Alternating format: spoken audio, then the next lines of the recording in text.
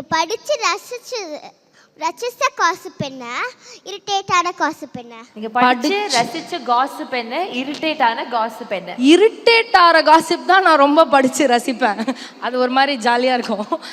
அதனால எல்லாமே படித்து ரசிப்பேன். ஒரு மாதிரி நல்லா இருக்கும்.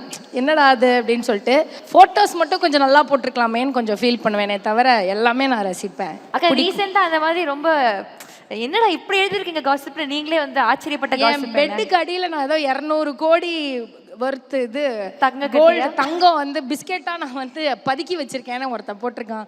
என் வீடு ஃபோட்டோ, என் காரு ஃபோட்டோலாம் அந்த மாதிரிலாம் நான் வீட்டு பார்த்தது கூட கிடையாது. அதெல்லாம் இருக்குன்னு போட்டிருந்தாங்க. எங்கள் அம்மா வந்து இது எப்போ, இது எப்படி, ஏன் இப்படிலாம் சொல்லியிருக்காங்க, இது எந்த ஏரியா அப்படிலாம் கேட்டு. அக்கா வந்து கோல்டு பிஸ்கெட். ஆமா, மேரி கோல்டு பிஸ்கெட் வேணா வச்சுப்பாங்களே தாண்டி கோல்டு பிஸ்கெட்லாம் அக்கா வச்சுக்க மாட்டாங்க. 200 crores கோல்டு பிஸ்கெட் நான் பதுக்கல. 500 crores கோல்டு பிஸ்கெட் பதுக்கியிருக்கேன். முடிஞ்சா வந்து எடுத்துக்கோங்க.